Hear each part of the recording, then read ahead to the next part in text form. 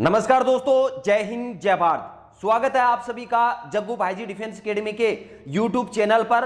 Army की तैयारी करने वाले मेरे सभी युवा भाइयों को जय हिंद जय भारत। चलिए दोस्तों, आज की क्लास शुरू करते हैं आर्मी जीके टेस्ट सीरीज। जी हाँ दोस्तों, आपके लिए आर्मी जीके टेस्ट सीरीज अलग से शुरू कर रखी है और मॉक टेस्ट सीरीज अलग से शुरू कर रखी है।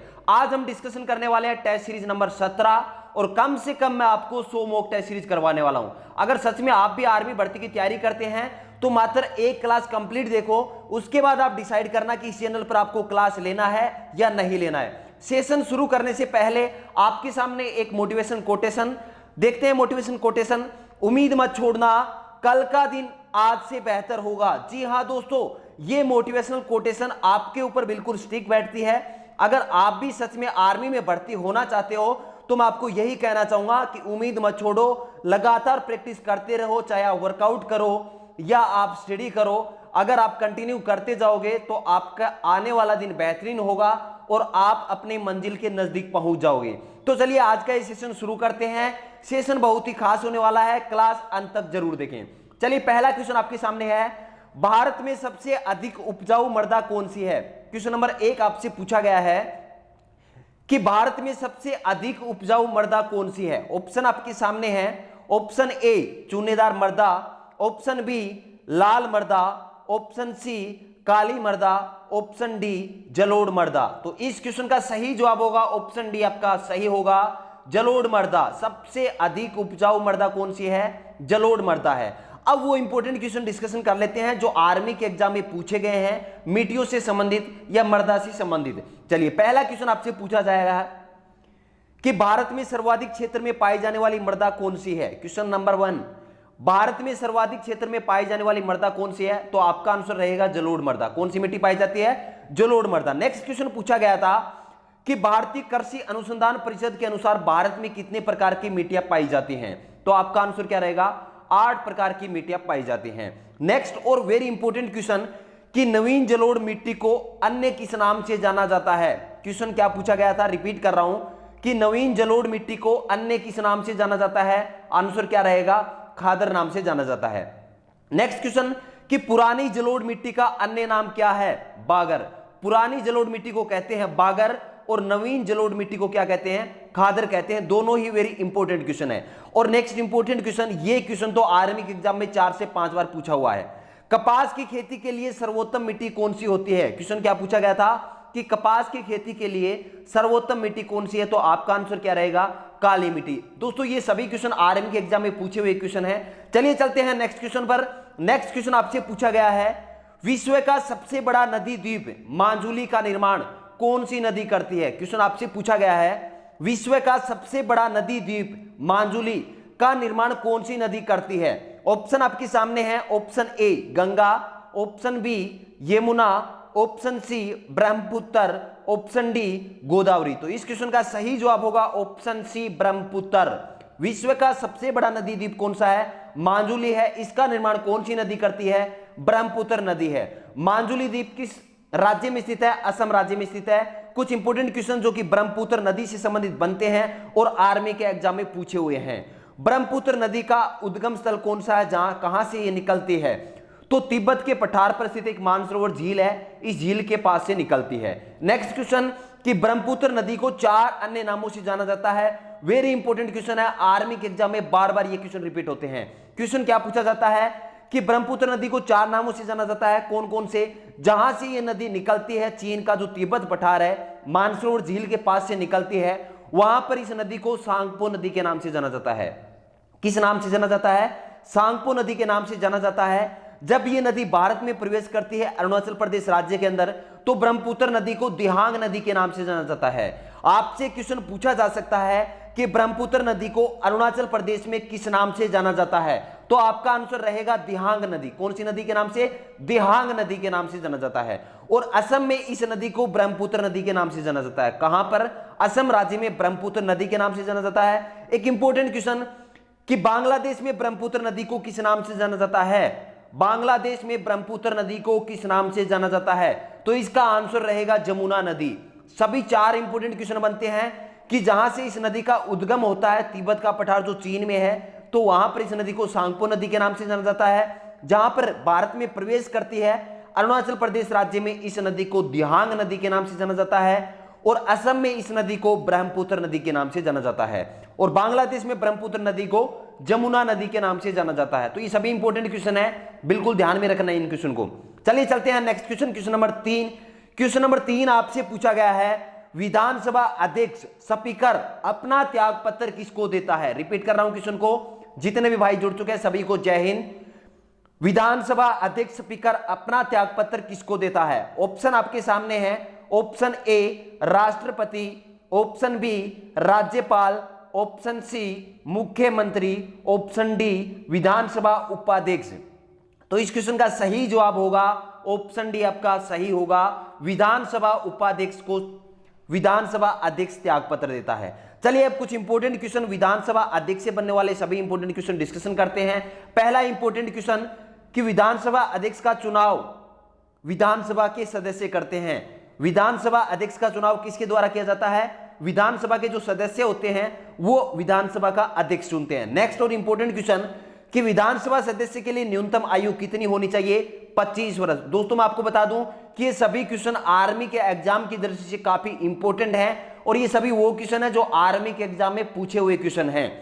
विधानसभा सदस्य की न्यूनतम आयु कितनी है? 25 वर्ष है। और सामान्यतः विधानसभा का कार्यकाल कितने वर्ष का होता है? 5 वर्ष का होता है।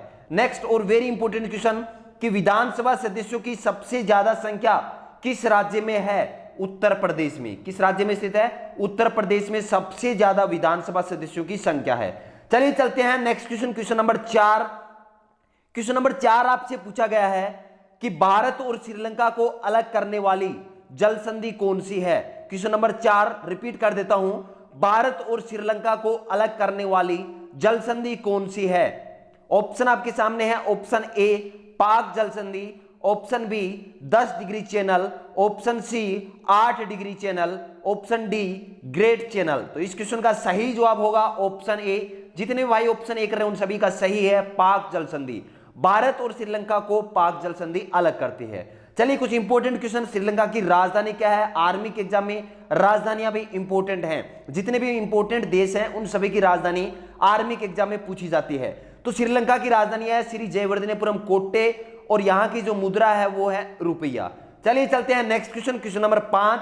क्वेश्चन नंबर 5 आपके सामने है।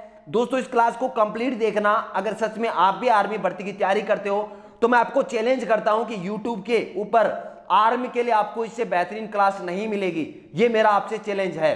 क्वेश्चन नंबर 5 आपसे पूछा गया है, निम्नलिखित में से किस देश के साथ भारत के अंतरराष्ट्रीय सीमा नहीं लगती है? भारत की अंतरराष्ट्रीय सीमा निम्न में से किस देश के साथ नहीं लगती है? ऑप्शन आपके सामने है। Option A Bhutan, option B Pakistan, option C Bangladesh, option D Sri Lanka. इस क्वेश्चन का मुझे सभी का जवाब चाहिए, जल्दी से कमेंट कर दे। क्वेश्चन नंबर 5 का आंसर किस देश के साथ भारत की अंतरराष्ट्रीय सीमा नहीं लगती है? इस क्वेश्चन का सही जवाब होगा ऑप्शन डी। ऑप्शन डी आपका सही होगा, श्रीलंका के साथ भारत की अंतरराष्ट्रीय सीमा नहीं लगती है। अब आपके दिमाग में क्वेश्चन उठेगा कि सर भारत के कितने देशों की सीमा अंतरराष्ट्रीय देशों के साथ, कितने देशों के साथ लगती है और किस किस देश के साथ लगती है? चलिए बताते हैं आपको कि भारत की अंतरराष्ट्रीय सीमा 7 देशों के साथ लगती है। कितने देशों के साथ? 7 देशों के साथ लगती है। यह भी इंपॉर्टेंट क्वेश्चन है।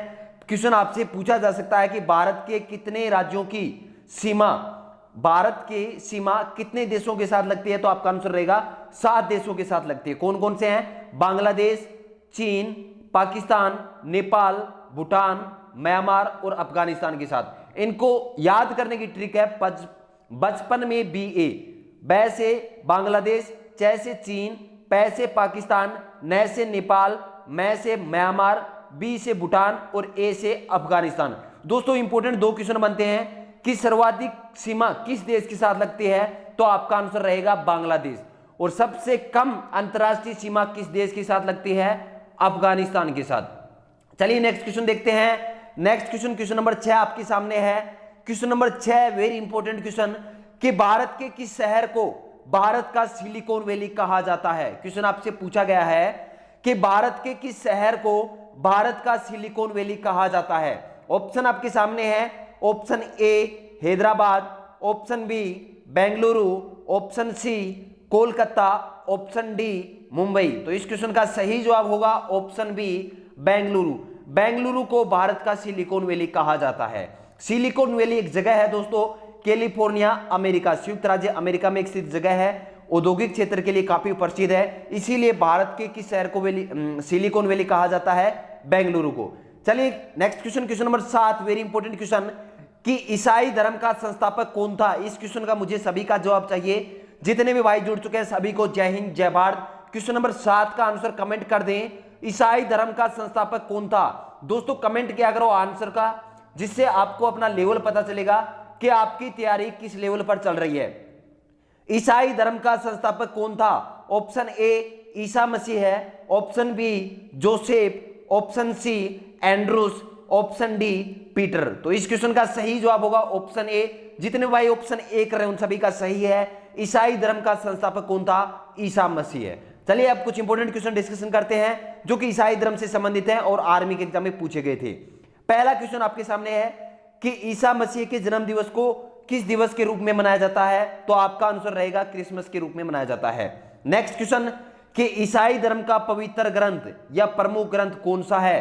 तो आपका आंसर रहेगा बाइबल। बाइबल ईसाई धर्म का पवित्र ग्रंथ है। नेक्स्ट क्वेश्चन, कि ईसा मसीह के प्रथम 2 शिष्य कौन कौन थे? एंड्रूस और पीटर। एंड्रूस और पीटर ईसा मसीह के प्रथम 2 शिष्य थे। ईसाई धर्म का संस्थापक कौन था? ईसा मसीह है। चलिए क्वेश्चन नंबर 8 देखते हैं। क्वेश्चन नंबर 8 आपके सामने है। इस क्वेश्चन का भी मुझे सभी का आंसर चाहिए। क्वेश्चन आपसे पूछा गया है, सुब्रतो कप किस खेल से संबंधित है? क्वेश्चन आपसे पूछा गया है, सुब्रतो कप किस खेल से संबंधित है? ऑप्शन आपके सामने है, option A cricket, option B football, option C शतरंज, ऑप्शन डी टेनिस। तो इस क्वेश्चन का सही जवाब होगा option B football. Subroto cup का संबंध किस खेल से है? फुटबॉल से संबंधित है। अब वो सभी इंपॉर्टेंट क्वेश्चन डिस्कशन करते हैं जो फुटबॉल से संबंधित हैं और आर्मी के एग्जाम के दृष्टिकोण से काफी इंपॉर्टेंट है। पहला क्वेश्चन, कि भारत का प्राचीनतम फुटबॉल टूर्नामेंट कौन सा है? क्वेश्चन क्या पूछा गया था एग्जाम में?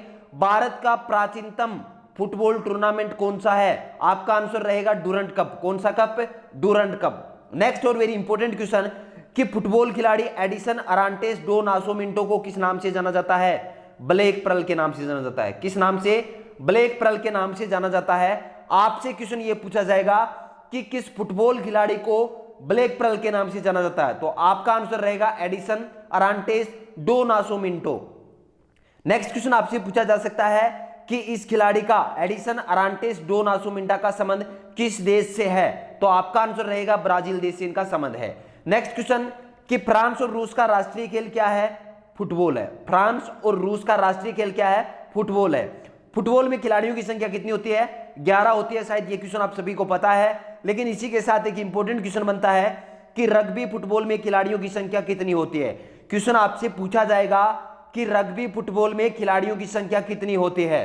तो आपका आंसर रहेगा 15। रग्बी फुटबॉल में खिलाड़ियों की संख्या 15 होती है और फुटबॉल में खिलाड़ियों की संख्या 11 होती है। नेक्स्ट क्वेश्चन, कि फुटबॉल का खेल परिसर को किस नाम से जाना जाता है?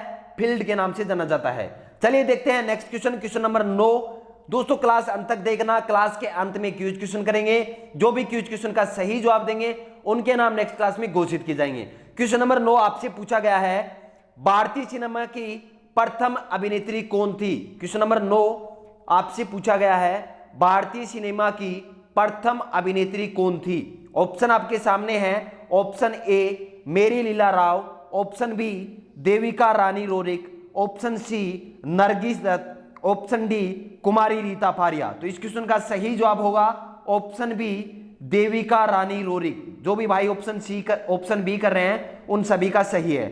चलिए कुछ इंपॉर्टेंट क्वेश्चन, अब आपके दिमाग में ये क्वेश्चन बन सकता है कि भारतीय सिनेमा का नाम आते आपसे ये क्वेश्चन पूछा गया था कि भारत की सबसे पहले मूक फिल्म कौन थी और सबसे पहले बोलती फिल्म कौन सी थी? तो भारत की प्रथम मूक फिल्म कौन सी थी? क्वेश्चन पूछा गया है राजा हरिश्चंद्र। प्रथम मूक फिल्म का नाम क्या था? राजा हरिश्चंद्र। और भारत की प्रथम बोलती फिल्म कौन सी थी? आलम आरा। ये दोनों ही क्वेश्चन इंपॉर्टेंट क्वेश्चन है, ये क्वेश्चन भी आर्मी के एग्जाम में पूछे गए हैं। चलिए देखते हैं नेक्स्ट क्वेश्चन, क्वेश्चन नंबर 10 आपके सामने है, एकता स्थल किसका समाधि स्थल है?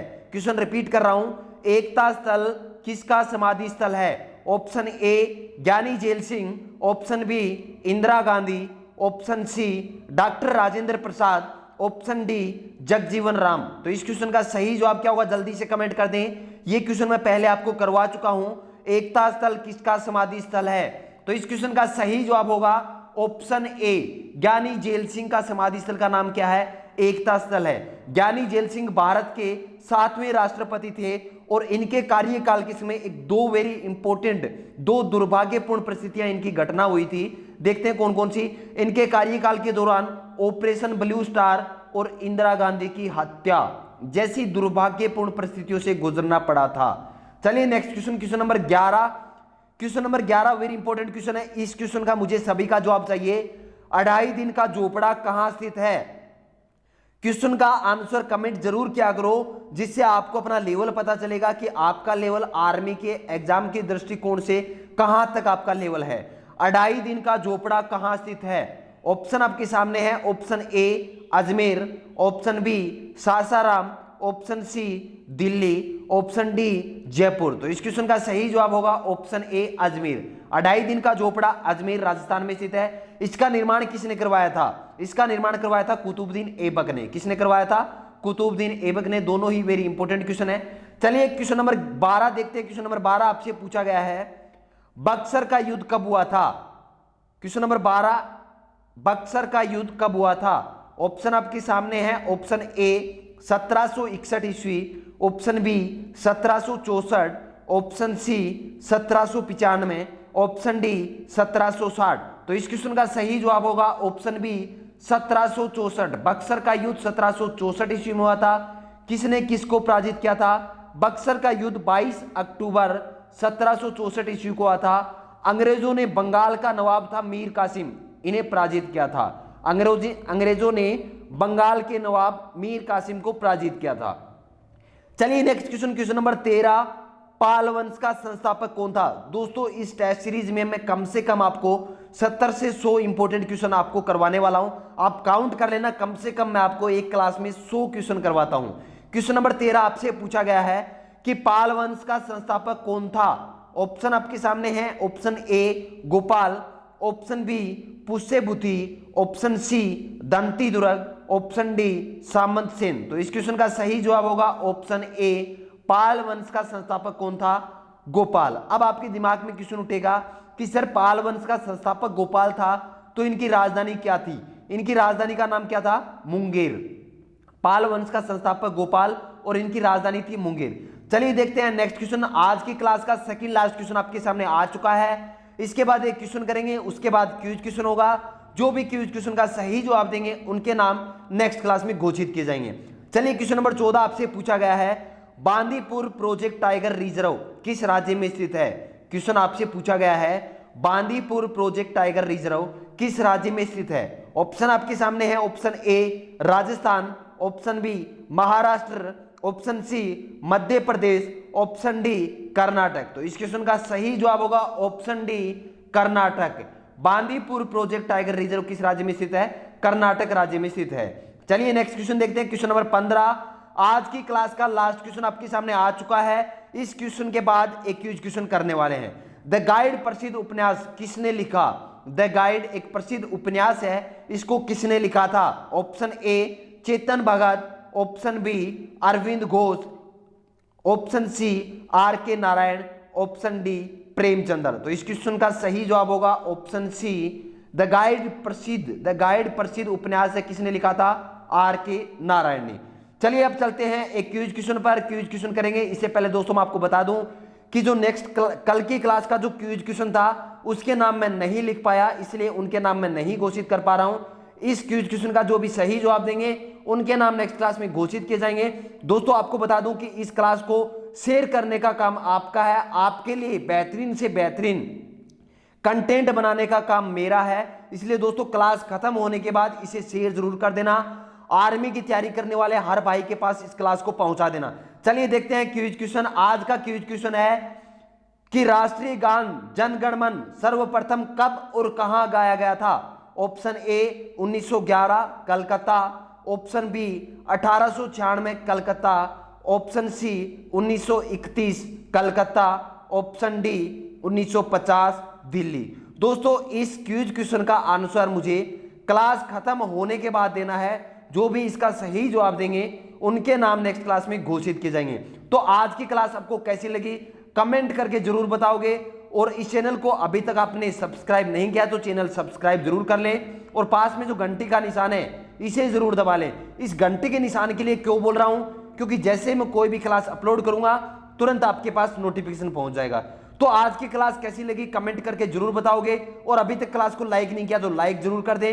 क्लास खत्म होने के बाद इसे शेयर जरूर कर देना, आर्मी की तैयारी करने वाले हर भाई के पास पहुंचा देना। चलिए दोस्तों, मिलते हैं नेक्स्ट क्लास में। जय हिंद, जय भारत।